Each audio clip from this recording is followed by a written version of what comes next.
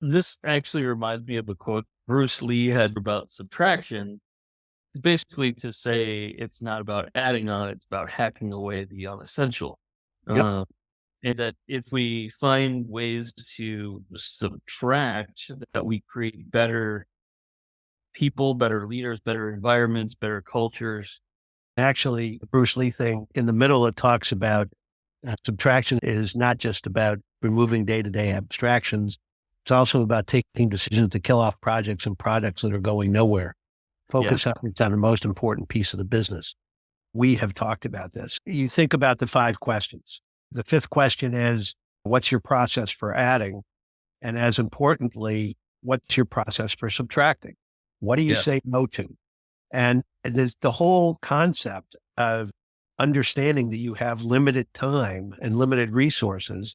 Therefore, you can't just keep layering on because every time that you do, you're going to be adding, you're not going to have the resources to do it.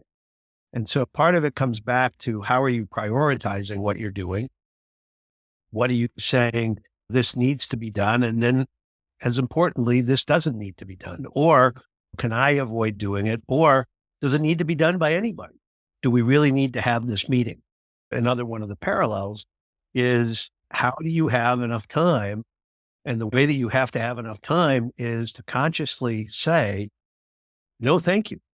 Or no, we can't do that right now because Yeah. I've got other things. Or what we've got to do is pause and reflect and say, do we really need to do these things? And so this thing and do it in a mindful way, in a focused way, as opposed to saying, oh, I've got to do this. And therefore I'm going to be late on that. Being late on something, just saying, oh, I'm going to be late on it. And then the next time saying, oh, I'm going to be late on something else, as opposed to saying, gee, or something comes up today and you push something off, and something comes up tomorrow and you push the same thing off, and something comes up on Wednesday and you push the same thing off. Maybe on Wednesday afternoon, you pause and you say, I've pushed this off 3 times. Do I really need to do this? And so it's how to, again, intentionally cut. When we cut, is it is really dealing with the present rather than sometimes I think we keep things for what if reasons. Yep. We could use this. The main culprit is usually like a tool of some sort. Of tools are the worst. What tools, platforms, other little things. And the reason sometimes that I, in the past, have kept them around was just because if I use it for this, it'll be really good. Or, yeah, if I get around to using this, it'll be good. And I just thought about it. I don't know, at some point, and I was like, yeah, but you're not using it now. And there's no law against using it again 6 months from now if you feel like it's more appropriate at that time. Right. I think I hacked away at hundreds and hundreds of dollars of tools that were unessential to my present. And I looked at it and I said, does this generate potential revenue for me right now? Is this something that could actually help me in a bottom line way right now? And if it was doing that, if it was essential, like an every week kind of thing that I use, great. Then there was no reason not to do it. But when it was like, yeah, this is good, but I don't use it right now. I can see where I would use it and really be good. And then I'm like, you know what?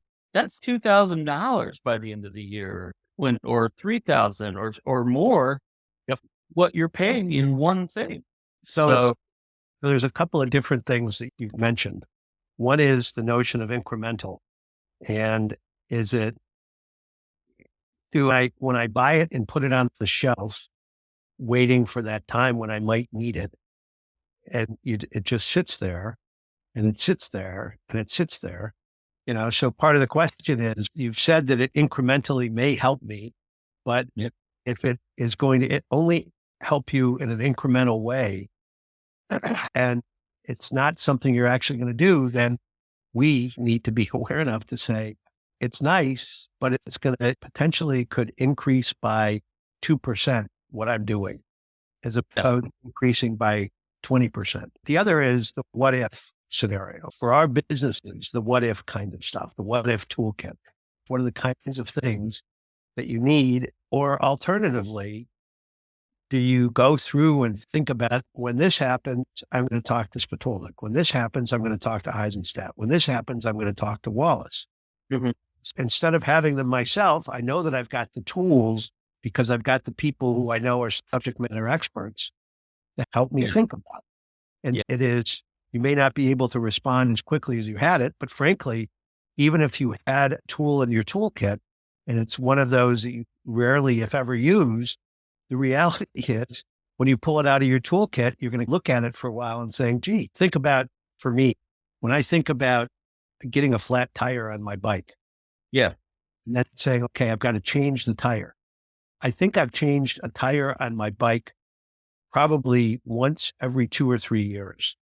So every time I have to stop and think about, okay, what the hell do I do now? I know that I've got the tools in my bike bag, but in that case, okay, I do need the tool there because if I'm off riding by myself someplace, the answer is I need to have that kind of capability. But it's thinking about, gee, if the battery runs out on my rear light while I'm riding, what Yeah. happens? Thinking about the magnitude of the changes and what you need to do. It's that kind of thought process that we need to say, do I really need this? Is it a emergency kit? And if it's an emergency kit, are there people who can help me immediately if I need something? Or is it a, gee, it would be nice to have this just in case, or not just in case, to enhance. And then, as you say, when I put it on the shelf, I don't do anything with it. It's a nice box up there. Yeah. But why?